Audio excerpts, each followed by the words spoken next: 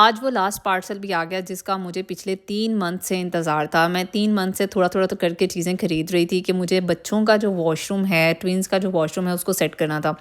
तो पहले ये वॉशरूम कुछ इस तरह से लगता था, मुझे बहुत सी चीज़ें जो थी वो इसके लिए बाय करनी थी। पर वो कहते हैं ना कि घर को घर बनाने में टाइम लगता है। मुझे लगता है कि ये मेरा घर है ना, तो मैं इसकी एक-एक चीज़ खुद जाके पसंद करके लेके आऊँ, कौन-सी चीज़ कहाँ अच्छी लगती है उसके अकॉर्डिंग। दूसरी आजकल के दौर में जो है ना वो सबसे बड़ी ब्लेसिंग आपको ये लगती है कि अगर आपको अच्छी नीयत वाले लोग मिल जाते हैं, स्पेशली अगर आपको हाउस हेल्प अच्छी मिल जाती है, तो ये आज के दौर में वो सबसे ज़्यादा अच्छी ब्लेसिंग है। ये सब चीज़ें जो थी ना वो मैंने डिफरेंट जगह से ऑर्डर की थी, कुछ अमेज़न से ऑर्डर की थी, कुछ टारगेट से ऑर्डर की थी, कुछ जाके मार्शल से लेके आई थी। और हस्बैंड का काफ़ी टाइम वेट किया, फिर हस्बैंड के पास टाइम नहीं था, तो मैंने सोचा कि यार मैं अपनी हाउस हेल्प के साथ मिलके ही जो है वो रेनोवेशन कर लेती हूँ, सारा रीमॉडल कर लेती हूँ अपने वॉशरूम को। तो ये वॉशरूम के ये प्लास्टिक का कर्टन लेके आई थी, एक कॉटन का कर्टन लेके आई थी, ताकि बच्चे जब शावर लेते हैं तो पानी जो है वो बाहर बिल्कुल भी ना आए। और ये डबल साइडेड जो थे ना इसके रोड तो हम लोगों ने फिक्स कर दिया था, बट प्रॉपर्ली फिक्स नहीं किया था। और जो उसकी हुक्स थी ना वो डबल साइडेड थी। मुझे ये होता है कि जब भी मेरे पास टाइम होता है कि मैं विंडो शॉपिंग करने निकल जाती हूँ, क्योंकि मुझे याद है कि जब मैं पाकिस्तान से नई नई यूएस आई थी तो मेरे हस्बैंड ने मुझे पहले ही बोल दिया था 1-2 साल में हम अपने घर में मूव हो जाएंगे, तो उतनी ही चीज़ें खरीदना जिनकी तुम्हें ज़रूरत होगी, ज़्यादा घर को भरना ना।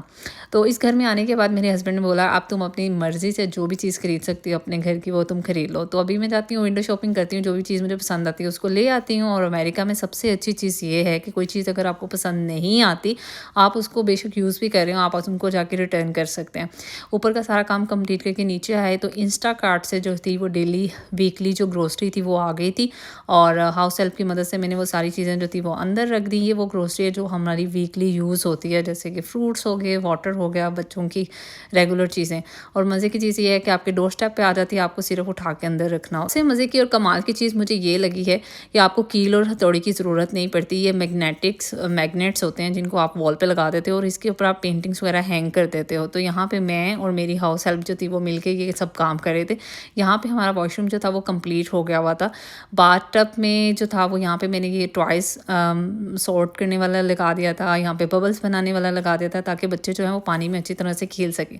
तो ये यहाँ यूएसए में एक सिस्टम ये अच्छा है कि सारा दिन आपका जो है वो नीचे के पोर्शन में गुजरता है, जहाँ के आपके बेडरूम्स वगैरह नहीं होते हैं, और नीचे एक पाउडर रूम होता है जिसको आप नॉर्मली ज़्यादा यूज़ करते हैं। तो ये हमारे घर का पाउडर रूम है जिसको बच्चे जो हैं वो नॉर्मली यूज़ करते हैं।